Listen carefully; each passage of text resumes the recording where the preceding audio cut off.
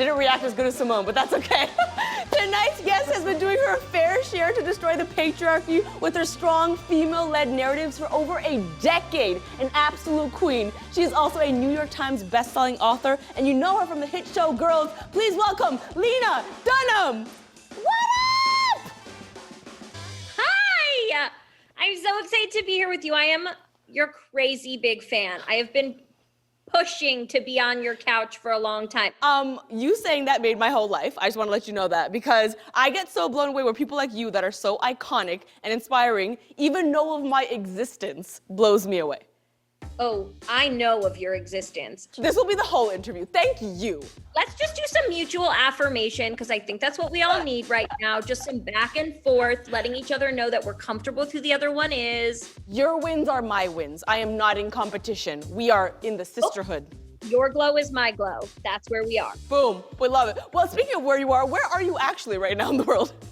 I'm sitting in my apartment in London where I have been working and quarantining, and I've been working here on and off for almost 2 years. So I'm starting to feel very English over here, Lily. Dang, 2 years is not a short amount of time. No, I've been back and forth, but I've spent the majority of the last 2 years on British soil. So let's just say I'm starting to know what's what. What's the biggest difference between working and living in the US? Because that's where you go back and forth, the US and UK, right? What's the biggest difference? I think that I give a lot of compliments. It's one of the ways I relate to people. You just felt it. Like I love to give compliments. It makes me feel good. Your wins are my wins. But something I noticed when I first showed up on a set is like the way I'll relate to my colleagues is like, hey, Johnny, great shirt today. And thank you so much for showing up with such cool energy yesterday. That really made me feel like I could soar. That's lovely. British people not feeling it. It makes them want to, there's something about the way that they have been raised. It makes them want to slink into their cardigans and hide. Wait, so what's your new tactic now? How do you relate to your British colleagues? Well, I don't drink. I don't know anything about soccer. That's already 2 points off right there. Yeah, I can't go to a pub and be like, wow, look at that man kick that ball into that hole. Like, I don't have those skills.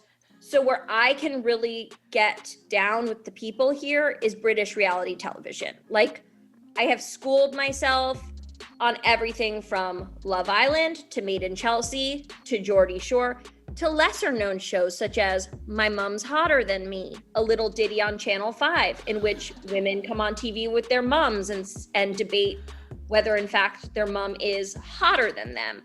I gotta tell you, Lena, I can't quite tell if you're joking about the mum thing being a real show. Oh, it's real. And I was like, said to my mom, because my mom is hotter than me. So I was like, I found the perfect show for us. And she was like, no. She was like, that's not classy. And I was like, and also, what would there be to debate? It's like, you just are hotter than me. So we can't. I feel like this is the real epidemic. Moms are hot. Are they not hot? Have you not? My mom is so much hotter than me.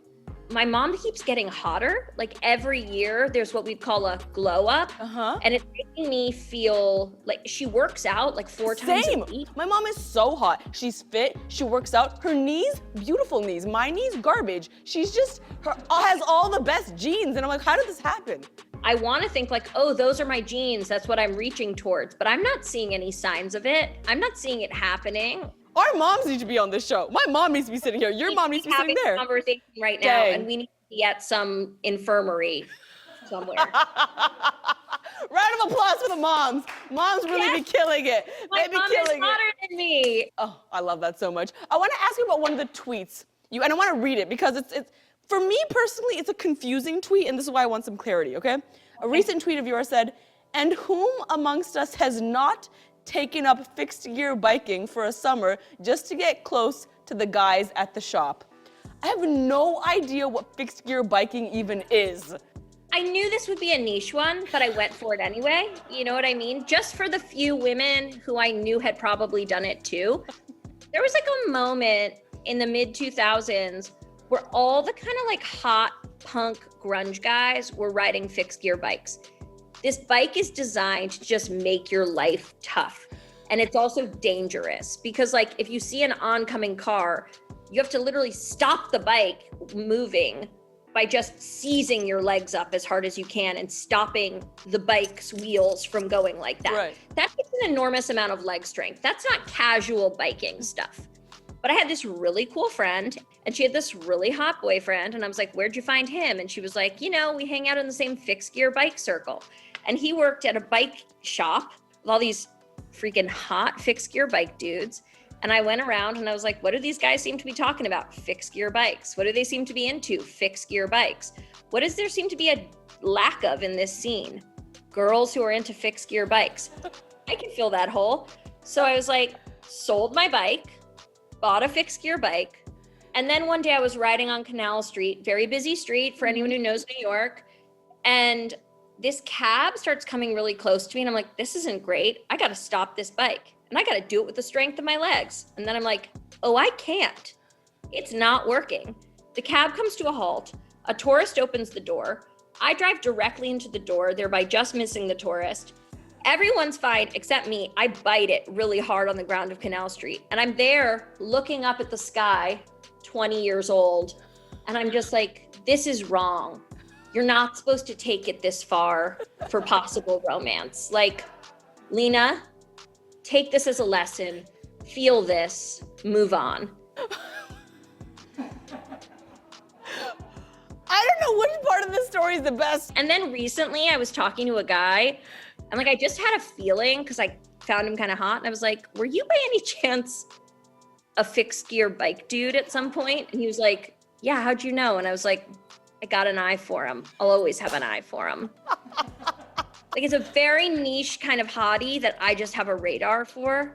And it's like, I'm over it, but past Lena will always be a little bit like, hello, I see you, I smell you, I know you. Wow, I love, relatable. I love a punk. I can't help it. Hey, thanks so much for watching this clip. I hope you enjoyed it. If you did, make sure you subscribe to this channel for more just like it. If you don't, none of us can leave set.